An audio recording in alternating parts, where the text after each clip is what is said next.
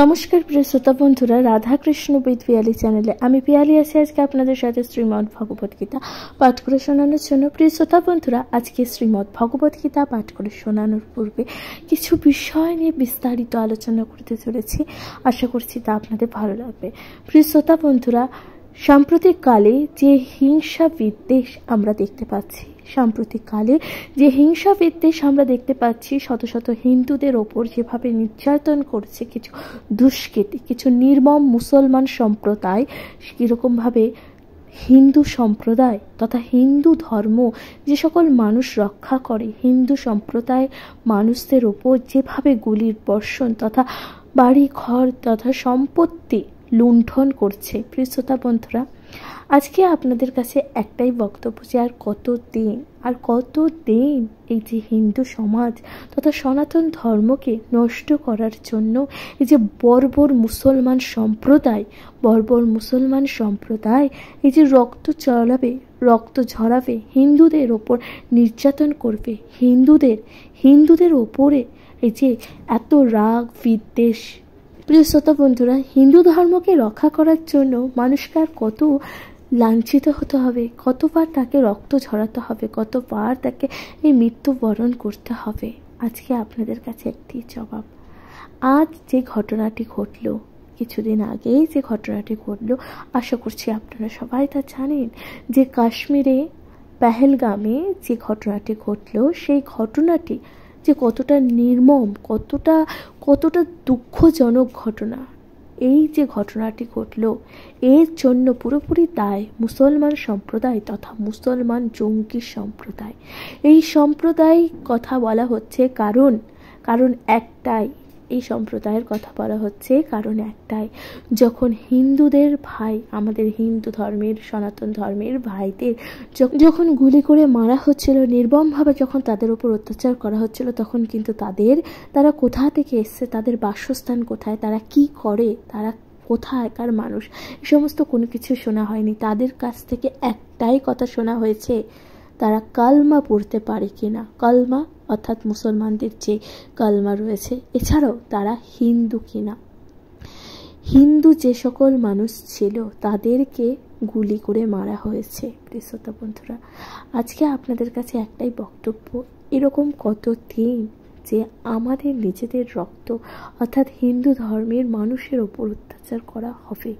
এই প্রশ্নটা আজকে আপনাদের কাছে করা হচ্ছে। আশা করছি তার উত্তর আমি অবশ্যই পাব, এবং আমাদের এখন সময় হয়েছে, এটা আমার নিজস্ব ব্যক্তিগত মতামত, যে আমাদের এখন সময় এসেছে যে হিন্দু ধর্মের যে বর্ণ সম্প্রদায় অর্থাৎ যে ব্রাহ্মণ, ক্ষত্রিয়, বৈশ্য, শূদ্র, এই সকল কিছু ভেদাভেদ ভুলে গিয়ে আমাদের একটাই জাতি, একটাই ধর্ম, একটাই লক্ষ্য হওয়া উচিত। সেটা হচ্ছে আমরা হিন্দু তথা হিন্দু ধর্ম। আমাদের একটাই পরিচয়, আমরা হিন্দু, আমাদের সনাতন ধর্ম, আমরা এই ধর্মে জন্মগ্রহণ করেছি এবং এই ধর্মকে রক্ষা করার জন্য যদি আমাদের প্রাণ বলিদান করতে হয়, তাহলেও আমরা যাতে তাতে পিছু না হটি।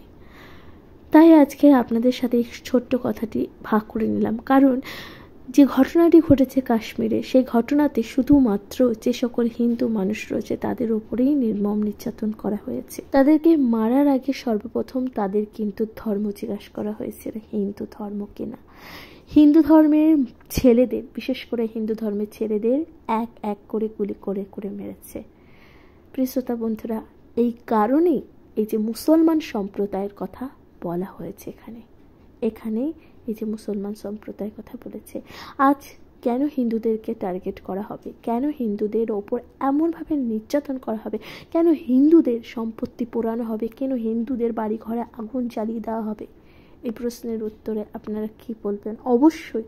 অবশ্যই আপনারা আপনাদের গুরুত্বপূর্ণ মতামত দেবেন, কারণ এটি একটি সম্পূর্ণ অন্য বিষয় আজকে আপনাদের সাথে আলোচনা করলাম, চর্চা করলাম। কারণ আমার ব্যক্তিগত মতামত অনুযায়ী আমাদের সকলকে কিন্তু একত্রিত হতে হবে তথা আমাদের সকলকে কিন্তু একতা আনতে হবে। আমাদের একটাই ধর্ম, হিন্দু। কোনো জাতি ধর্ম বর্ণ কিছুই নেই, শুধু আমরা হিন্দু। এটাই হওয়া উচিত। আমাদের কোনো জাতিভেদ নেই, কোনো ভেদাভেদ নেই। কে ব্রাহ্মণ, কে শূদ্র, কে বৈশ্য, এই সকল কিছু এখন চিন্তা ভাবনা করার সময় নেই। আমাদের নিজেদের ধর্ম তথা হিন্দু ধর্মকে রক্ষা করার জন্য আমাদের একটাই পরিচয়, আমরা সনাতনী। প্রিয় শ্রোতা বন্ধুরা, অবশ্যই আপনারা একমত হলে অবশ্যই কমেন্টে জানাবেন। এরপর আপনাদের সাথে পাঠ করে শোনাতে চলেছি শ্রীমদ্ ভগবত গীতা পাঠ। অবশ্যই শুনতে থাকবেন এবং অবশ্যই আপনাদের মূল্যবান মতামত দিয়ে জানাবেন।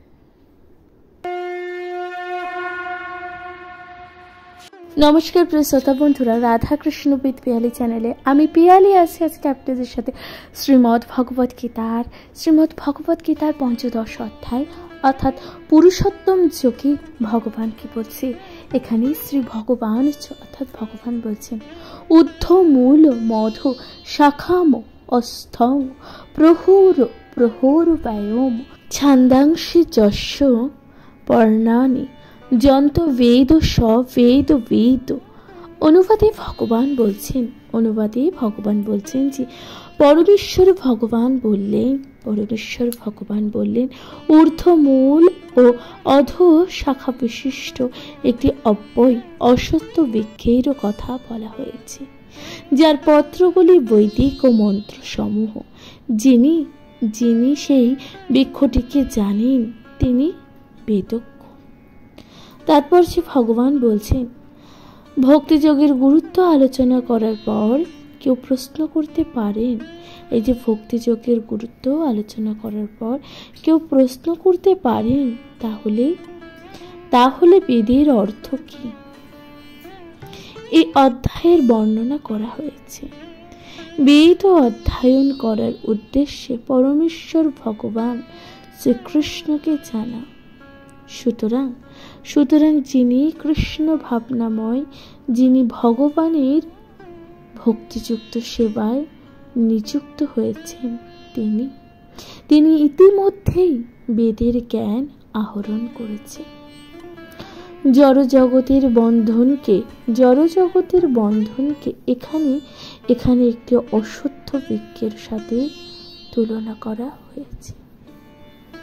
সে সকাম কর্মে রত, তার কাছে এই যে অসত্য বৃক্ষটি কোনো শেষ নেই। সে একটি শাখা থেকে আরেক শাখায় এবং সেখান থেকে অন্য শাখায়, আবার আর একটি শাখায় এভাবে ঘুরে বেড়ায়।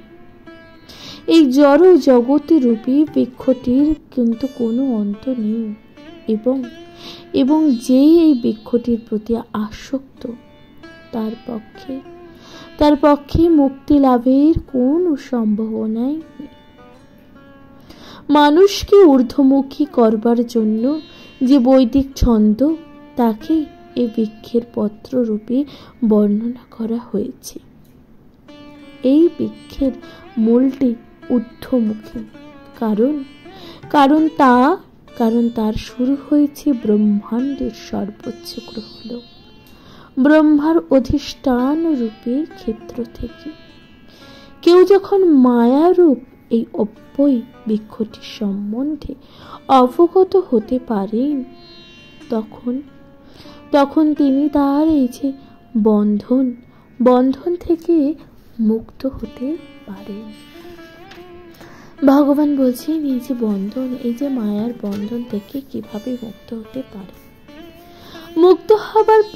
মুক্ত হবার এই যে পন্থাটি ভালোভাবে উপলব্ধি করা উচিত। পূর্ববর্তী অধ্যায়গুলিতে জড় জগতের বন্ধন থেকে মুক্ত হবার নানা রকম পন্থা বর্ণিত হয়েছে,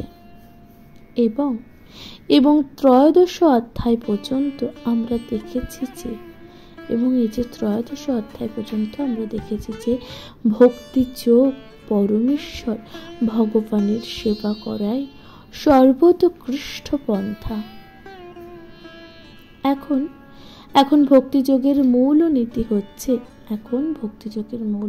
হচ্ছে জড় জাগতিক কর্মে অনাসক্তি এবং ভগবানের অপ্রাকৃতিক সেবার প্রতি আসক্তি।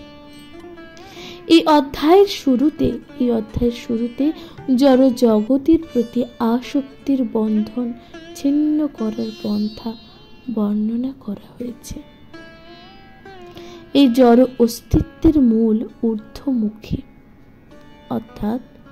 অর্থাৎ এই যে ব্রহ্মাণ্ডের সর্বোচ্চ লোক মহত্তরের জড় জাগতিক অস্তিত্ব থেকে তার শুরু হয়, সেখান থেকে গ্রহমণ্ডল রূপে বিভিন্ন শাখা সারা ব্রহ্মাণ্ড জুড়ে ছড়িয়ে পড়ে।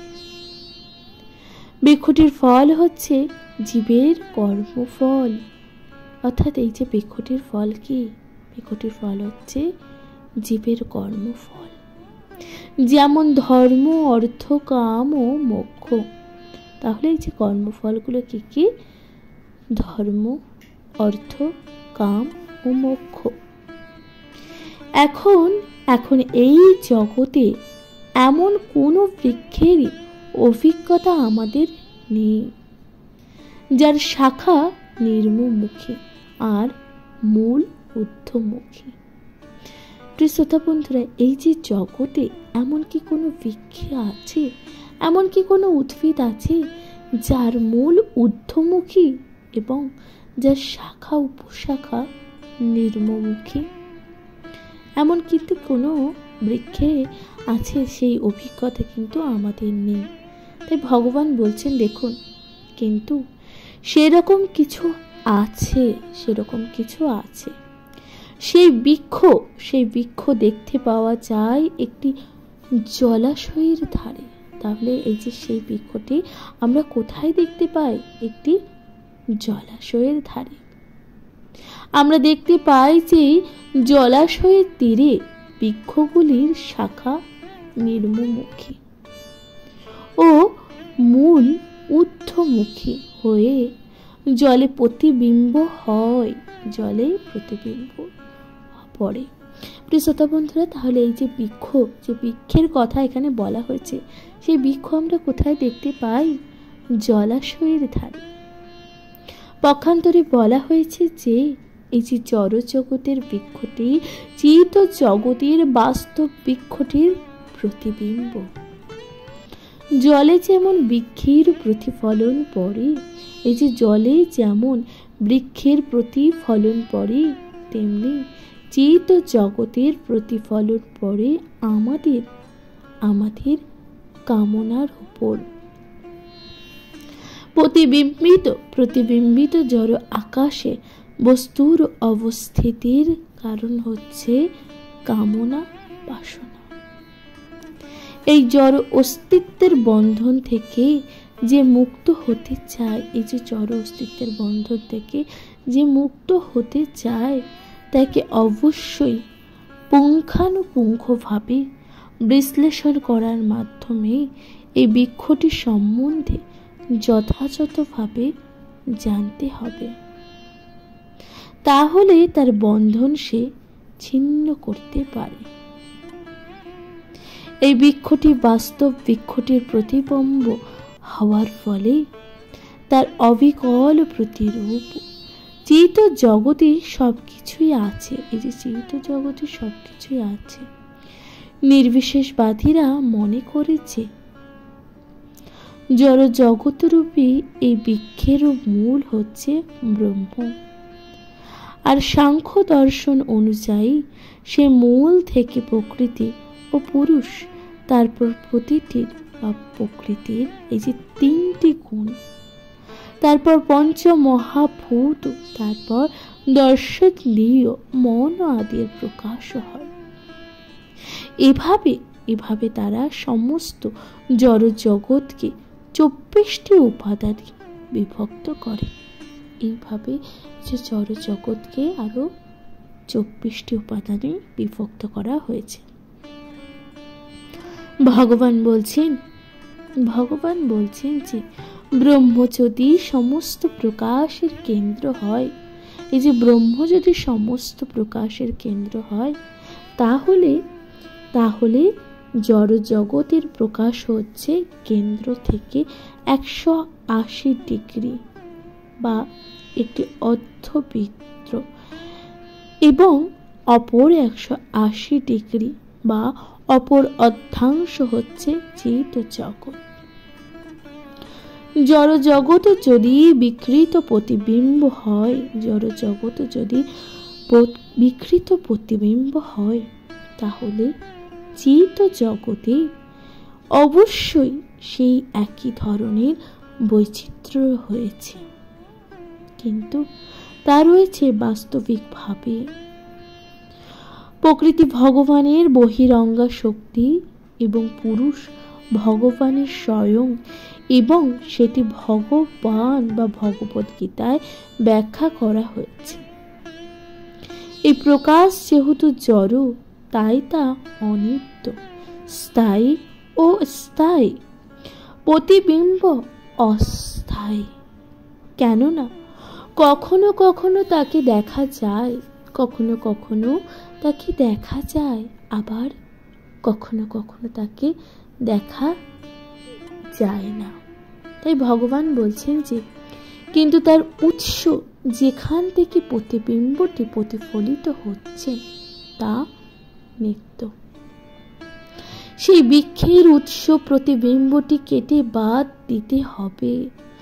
যখন যখন কেউ বেদ সম্বন্ধে জানেন বলে বলা হয়, তখন এই যে জড় জগতের আসক্তি ছিন্ন করারও বিষয় তিনি জানেন বলে অনুমান করা হয়। এই পন্থা যিনি জানেন তিনি যথার্থ বেদজ্ঞ। বেদের কর্মকাণ্ডের প্রতি যে আকৃষ্ট, বুঝতে হবে সে বৃক্ষটির সুন্দর সবুজ পত্রের প্রতি আকৃষ্ট। বেদের যথার্থ উদ্দেশ্য সম্বন্ধে সে অবগত নয়। বেদের উদ্দেশ্যটি, বেদের এই যে উদ্দেশ্যটি পরম পুরুষ নিজের প্রকাশ করেছেন, এবং সেটি হচ্ছে প্রতিবিম্ব। বৃক্ষটিকে কেটে বাদ দিয়ে চিত জগতের বাস্তব বৃক্ষটি লাভ করা। প্রিয় শ্রোতা বন্ধুরা, তাহলে ভগবান কি বলছেন আশা করছি বুঝতে পারছেন। ভগবান শ্রীকৃষ্ণ কত সুন্দরভাবে এই যে বৃক্ষের উদাহরণ দিয়ে বললেন, আশা করছি তা আপনাদের ভালো লাগছে। প্রিয় শ্রোতা বন্ধুরা, শ্রীমদ্ ভগবত গীতা পাঠ আপনাদের কেমন লাগছে অবশ্যই আপনাদের মূল্যবান মতামত দিয়ে জানাবেন। অবশ্যই সকলে শুনতে থাকুন শ্রীমদ্ ভগবত গীতা পাঠ। এর পরবর্তী শ্লোক অর্থাৎ দ্বিতীয় শ্লোকে ভগবান কি বলছেন আসুন তার যথাযথ ব্যাখ্যা করা যাক। শুনতে থাকবেন শ্রীমদ্ ভগবত গীতা পাঠ।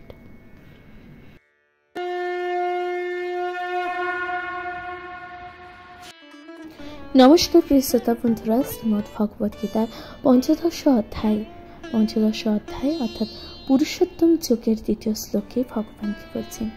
ভগবান বলছেন অধশ্চৈব ধৈর্য প্রসিদ্ধস্তস্য শাখা গুণপ্রবৃদ্ধা বিষয় প্রবলা অধশ্চ মূল্যানু সন্ততানি কর্মানু বন্ধীনি মনুষ্যলোকে।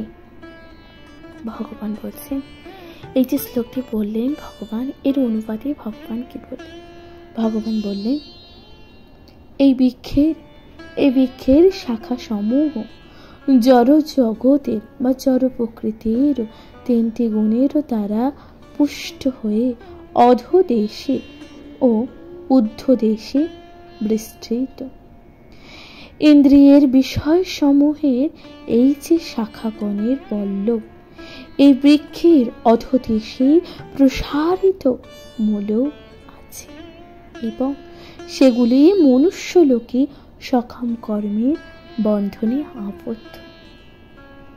ভগবান তাৎপর্য বলছেন যে সেই বিশুদ্ধ, সেই যে বিশাল অসত্য বৃক্ষটির বর্ণনা সম্বন্ধে এখানে পুনরায় ব্যাখ্যা করা হয়েছে। তার শাখাগুলি চতুর্দিকে ছড়িয়ে রয়েছে। তার নির্মাংশে মানুষ, গরু, পশু, ঘোড়া, কুকুর, বেড়াল আদি বিভিন্ন জীবন বা জীবের বৈচিত্র্যময় প্রকাশ হয়েছে। এরা অধোমুখী শাখাগুলিতে অবস্থিত এবং ঊর্ধ্বমুখী শাখাগুলিতে রয়েছে দেবতা, গান্ধর্ব আদি উচ্চ প্রজাতির জীব সমূহ। বৃক্ষ যেমন জলের দ্বারা পুষ্ট হয়, একটি বৃক্ষ যেমন জলের দ্বারা পুষ্ট হয়, তেমনি এই বৃক্ষটি পুষ্ট হয় জড় প্রকৃতির তিনটি গুণের দ্বারা। কখনো কখনো আমরা দেখি যে জলের অভাবে কোনো জমি অনুর্বর, অর্থাৎ কখনো কখনো আমরা এটা দেখি যে জল না থাকলে জমি কি হয়, অনুর্বর থাকে, অর্থাৎ উর্বরতা থাকে না। আবার কোনো জমি খুবই উর্বর, আবার অনেক সময় দেখা যায় যে কিছু কিছু জমি খুবই উর্বর। ভগবান তাই বলছেন তেমনি যে জড় প্রকৃতির গুণের মাত্রা অনুসারে বিভিন্ন জায়গায় ভিন্ন ভিন্ন রকমের প্রজাতি প্রকাশ হয়। সেই বৃক্ষেরও পল্লবগুলিকে ইন্দ্রিয়ের বিষয় সমূহে বলে বিবেচনা করা হয়ে থাকে। প্রকৃতির বিভিন্ন গুণের প্রকাশের ফলে ভিন্ন ভিন্ন ইন্দ্রিয়ের বিকাশ হয় এবং ইন্দ্রিয়ের দ্বারা আমরা নানান রকম ইন্দ্রিয়ের বিষয় উপভোগ করি। চক্ষু, কর্ণ, নাসিকা আদি ইন্দ্রিয়গুলি শাখার অগ্রভাগ, যা বিভিন্ন ইন্দ্রিয় গ্রাহ্য বিষয়গুলি উপভোগের প্রতি আসক্ত। তার পল্লবগুলি শব্দ, রূপ, স্পর্শ আদি ও ইন্দ্রিয়ের বিষয় বা তন্মাত্মা। তার শাখা মূলগুলি নানা রকম সুখ ও দুঃখজাত আসক্তি ও বিরক্তি। সর্বদিকে বিস্তৃত গৌণ মূলগুলি থেকে পাপ ও পুণ্য রূপে করার প্রবণতার উদয় হয়। মুখ্য মূলটি আসছে ব্রহ্মলোক থেকে এবং অন্যান্য মূলগুলি রয়েছে মনুষ্য লোকগুলিতে। উচ্চতর লোকে গিয়ে পুণ্য কর্মের ফল ভোগ করার পর মানুষ আবার এই পৃথিবীতে ফিরে আসে এবং পুনরায় ফলাশ্রয়ী সকাম কর্মের মাধ্যমে উন্নীত হতে চায়। এই মনুষ্য লোককে জীবের কর্মক্ষেত্র রূপে বিবেচনা করা হয়। এই যে মনুষ্য লোককে জীবের কর্মক্ষেত্র রূপে বিবেচনা করা হয়। প্রিয় শ্রোতা বন্ধুরা, তাহলে এখানে সমাপ্ত হলো শ্রীমদ্ ভগবদ গীতার ৫ম অধ্যায়ের ২য় শ্লোক। আশা করছি তা আপনাদের ভালো লেগেছে এবং আপনারা কি কোথা থেকে শ্রীমদ্ ভগবদ গীতা পাঠ শুনছেন অবশ্যই আপনাদের মূল্যবান মতামত দিয়ে জানাতে ভুলে যাবেন না। প্রিয় শ্রোতা বন্ধুরা, এর পরবর্তী শ্লোক অর্থাৎ ৩য় ও ৪র্থ শ্লোকে ভগবান কি বলছেন, আসুন তার যথাযথ ব্যাখ্যা করা যাক। শুনতে থাকবেন শ্রীমদ্ ভগবদ গীতা পাঠ।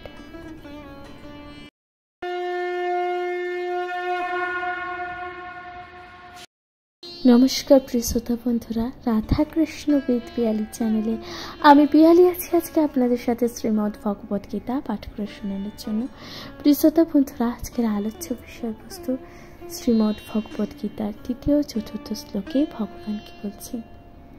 ভগবান বলছেন যে ন রূপম সহ তথোপলভ্যতে নাস্ত ন চার্দীন স সম্প্রতিষ্ঠিতা অশ্বত্থ মেনং সুবিরূঢ় মূলম অসঙ্গ সত্রেণ দীর্ঘেন চিত্তা তত পদং তত পরিতম অর্কিত তব্বং যস্মিন গদা ন নিবৃত্তন্তি ভূয় তমেব চাদ্যং পুরুষং প্রপদ্য যত প্রবৃত্তি প্রসূত পুরাণ। অনুবাদে ভগবান বলছেন, এই বৃক্ষের প্রতিটি পুরুষ এই জগতে উপলব্ধি হয় না। এর আদি অন্ত ও স্থিতি যে কোথায় তা কেউই বুঝতে পারে না। কিন্তু দৃঢ়তার সঙ্গে তীব্র বৈরাগ্য রূপ অস্ত্রের দ্বারা দৃঢ় মূল এবং এই যে অসত্য বৃক্ষকে অবশ্যই ছেদন করে সেই স্থানে অন্বেষণ করা কর্তব্য। ভগবান বলছেন যে যেখানে গমন করলে পুনরায় ফিরে আসতে হয় না এবং সেখানে শরণাতীত কাল হতে সমস্ত কিছু প্রবর্তিত ও বিস্তৃত হয়েছে, যার ক্ষেত্রে সে আদি পুরুষের প্রতি শরণাগত হওয়া উচিত। তাৎপর্য ভগবান বলছেন যে এখানে স্পষ্টভাবে বলা হয়েছে যে এই অশুদ্ধ বৃক্ষের প্রতিটি রূপের এই যে জড় জগৎকে বুঝতে পারা যায় না। যেহেতু তার মূল ঊর্ধ্বমুখী, তাই প্রকৃত বৃক্ষটির বিস্তার হচ্ছে অপর প্রান্তে। বৃক্ষটির জড় জাগতিক প্রসারের দ্বারা আবদ্ধ হতে দেখা যায় না যে বৃক্ষটি কত দূর পর্যন্ত প্রসারিত এবং বৃক্ষটির শুরু কেউ দেখতে পায় না। তবুও তার কারণ খুঁজে বার করতে হবে। আমি আমার পিতার পুত্র, আর পিতা অমুক ব্যক্তির পুত্র ইত্যাদি। এভাবে অনুসন্ধান করতে করতে মানুষ ব্রহ্মাতে এসে পৌঁছায়, যে ব্রহ্মারও উপলব্ধি হয়েছে গর্ভোদকায় সাই বিষ্ণু থেকে। অবশেষে যখন কেউ এভাবে পরমেশ্বর ভগবানের কাছে পৌঁছায়, তখনই তার এই যে গবেষণার শেষ হয়। ভগবত জ্ঞান সমন্বিত সাধুদের সঙ্গে মাধ্যমে এই যে বৃক্ষটির উৎস স্বরূপ পরমেশ্বর ভগবান অনুসন্ধান করতে হবে। তার ফলে যথার্থ জ্ঞানের প্রভাবে ধীরে ধীরে এই যে জড় জগতে বিকৃত প্রতিফলন থেকে মুক্ত হয়ে জ্ঞানের দ্বারা জড় জগতে সংযোগ ছেদন পূর্বক চিত জগতের বাস্তব বৃক্ষে অধিষ্ঠিত হওয়া যায়। ভগবান বলছেন যে এই প্রসঙ্গে অসংখ্য কথাটি অত্যন্ত গুরুত্বপূর্ণ, কারণ ইন্দ্রিয় সুখ ও ভোগ এবং জড় জগতের ওপর আধিপত্য করার আসক্তি অত্যন্ত প্রবল। তাই প্রামাণ্য শাস্ত্রের ভিত্তিতে ভগবত বিজ্ঞান আলোচনা করার মাধ্যমে এবং যথার্থ জ্ঞানী ব্যক্তির কাছ থেকে অবশ্যই শ্রবণ করার মাধ্যমে বিষয়ের প্রতি অনাসক্ত শিক্ষা গ্রহণ করতে হবে। ভক্ত সঙ্গে এই ধরনের আলোচনা করার ফলে পরমেশ্বর ভগবানের সমীপর্পিত হওয়া যায়। তারপর সর্বপ্রথমে অবশ্যই করণীয় হচ্ছে তার শ্রী চরণাবিন্দে আত্মসমর্পণ করা। সেই পরম ধামের বর্ণনায় এখানে বলা হয়েছে যে একবার সেখানে গেলে এই যে প্রতিবিম্ব রূপী বৃক্ষে আর ফিরে আসতে হয় না। পরমেশ্বর ভগবান শ্রীকৃষ্ণ আদি মূল, যার থেকে সবকিছু প্রকাশিত হয়েছে। সেই পরমেশ্বর ভগবানের কৃপা লাভ করতে হলে কেবলমাত্র আত্মসমর্পণ করতে হবে। এবং এই যে আত্মসমর্পণ, শ্রবণ, কীর্তন আদি নববিধা ভক্তি অনুশীলনের চরম পরিণতি। এই যে জড় জগতের বিস্তারের কারণ ভগবান নিজেই ইতিমধ্যে সেই ব্যাখ্যা করে বলেছেন, অহং সর্বস্ব প্রভব, আমি সবকিছুর উৎস। সুতরাং জড় জাগতিক জীবন রূপে অত্যন্ত কঠিন এই অসত্য বৃক্ষের বন্ধন থেকে মুক্ত হতে হলে অবশ্যই শ্রীকৃষ্ণের চরণে আত্মসমর্পণ করতে হবে। শ্রীকৃষ্ণের চরণে আত্মসমর্পণ করা মাত্রই স্বাভাবিকভাবে এই যে জড় জগতের বিস্তার থেকে মুক্ত হওয়া যায়। প্রিয় শ্রোতা বন্ধুরা, তাহলে এখানেই সমাপ্ত হচ্ছে শ্রীমদ্ ভগবদ গীতার ৫দশ অধ্যায়ের ৩য় ও ৪র্থ শ্লোক। আশা করছি তা আপনাদের ভালো লাগছে। প্রিয় শ্রোতা বন্ধুরা, শ্রীমদ্ ভগবদ গীতা পাঠ আপনাদের কেমন লাগছে অবশ্যই আপনাদের গুরুত্বপূর্ণ মতামত দিয়ে জানাতে ভুলে যাবেন না। শুনতে থাকবেন শ্রীমদ্ ভগবদ গীতা পাঠ। প্রিয় শ্রোতা বন্ধুরা, তাহলে এখানেই সমাপ্ত হচ্ছে শ্রীমদ্ ভগবদ গীতা পাঠ। আশা করছি আপনারা সবাই ভালো আছেন, সুস্থ আছেন এবং সুস্থ আছেন তথা শ্রীমদ্ ভগবদ গীতা পাঠ অবশ্যই শুনতে থাকবেন। শ্রীমদ্ ভগবদ গীতা পাঠ যা প্রতিটি জীব তথা প্রতিটি সনাতন ধর্মের মানুষের অবশ্যই পড়া বা জানা উচিত। প্রিয় শ্রোতা বন্ধুরা, তাহলে আজকের মতো জানাচ্ছি এখানে বিদায়।